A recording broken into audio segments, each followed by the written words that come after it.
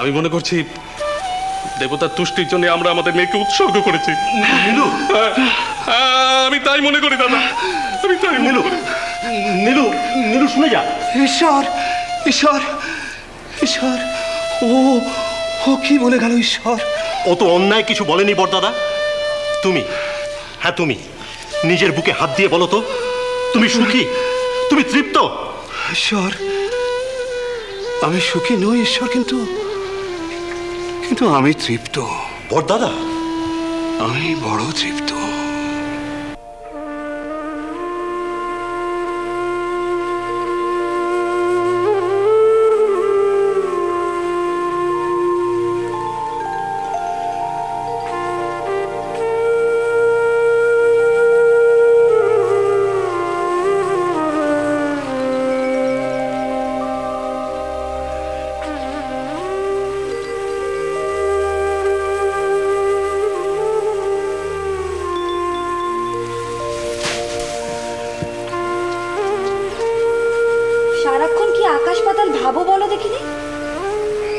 কিছু না তো কপালের রেখা পড়ছি।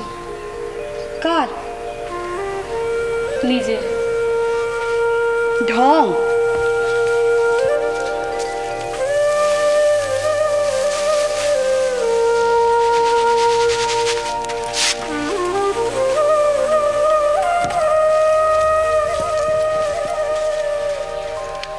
কিরে, মুড়ি টুড়ি কিছু খেয়েছিস? খাবো না। কেন? খিদে নেই। তা থাকবে কি করে? কাজ নেই, কম্ম নেই, দিনরাত বসে বসে শুধু কষ্টের জ্বালবো না।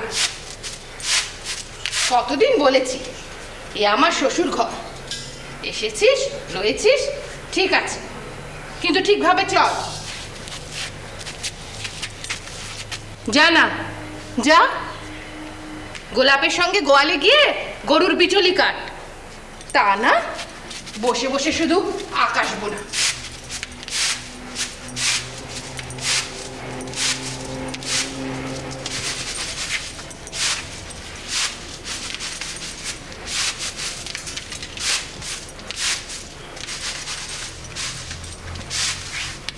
পবন, কি ভাবছো? কি হয়েছে? কি হয়েছে গো?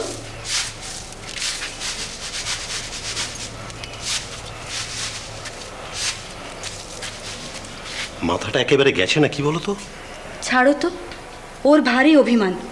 শুনতে পেলে কিন্তু চিত্তির বাঁধাবে, তখন এখানেই কেঁদে কেটে একসা করবে। ওর ওর মনে খুব কষ্ট গো। কষ্ট কার নেই বলো তো? তোমার কষ্ট নেই, আমার কষ্ট নেই, নীলুর কষ্ট নেই। হ্যাঁ, সে কথাটা অবশ্য ঠিক। তবে সত্যি কথা বলতে কি, দাদা বৌঠানের কথাটা আলাদা। কষ্ট তাদেরও আছে, কিন্তু তারা সেসব কষ্ট মেনে নিয়েছেন।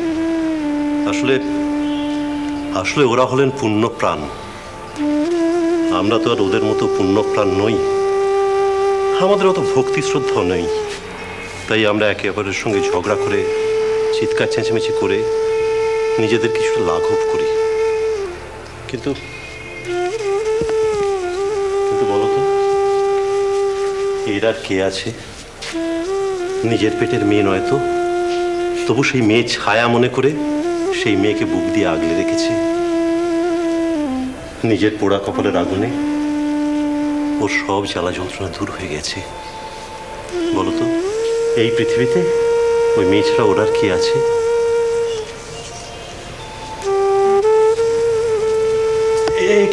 কি হেমবন, তুমি কোথায় যাচ্ছ? হে, কোথায় যাচ্ছিস? আমি চলে যাচ্ছি দিদি। কোথায়? এদিকে দু চোখ যায়। কেন? তোরা আমাকে বকিস। কে তোকে কি বলেছে? তুই আমাকে বকিস, ও আমাকে বকে।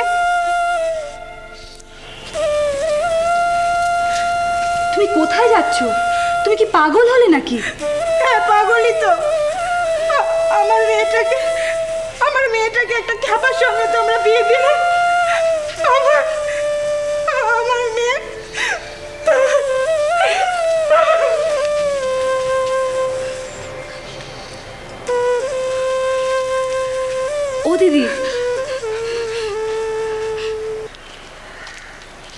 আপনি ওকে অনুমতি দিলেন?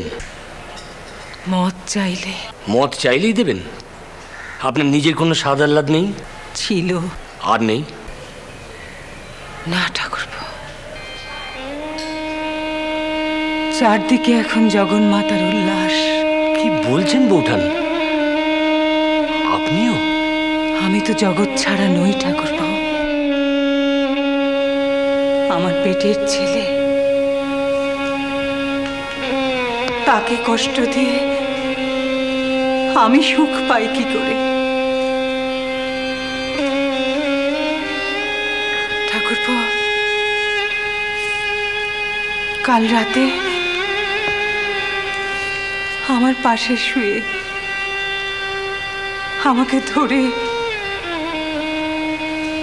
কত গপ্প তার। সেই যে কালে নিমাইকে সচিমাতা বিদায় দিলেন, সেই সমস্ত গপ্প এমন ভাবে আঁকলে আমার মনে হলো আমার চোখের সামনে দিয়ে ছবি চলে যাচ্ছে পরপর। এসব কথা ওর মাথায় কে ঢুকিয়েছে জানেন? ওই চিনু শাঁকারি। না ঠাকুর, শাঁকারিকে দোষ দেব কেন? সে ভক্ত মানুষ, ঈশ্বর প্রসঙ্গ ভালোবাসে, তাই গপ্প গাছে করেছে। তাছাড়া আমার গদাই তো এত সহজ মানুষ নয় ঠাকুরপো। তার নিজের বোধ নিজের কাছে। আমাকেও বুঝিয়েছে।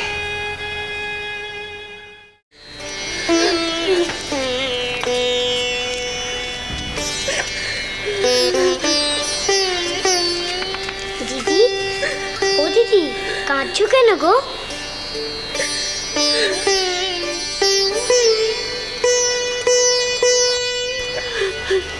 এমন সময় মনে কষ্ট পেতে নেই। কামার মা বলে গেল, শোনোনি?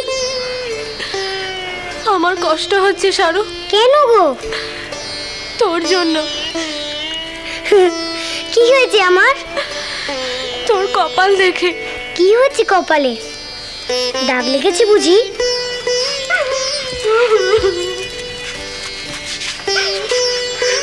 এই দেখো, কথা শোনে না মোটে। কেঁদো না গো, ও দিদি, কেঁদো না।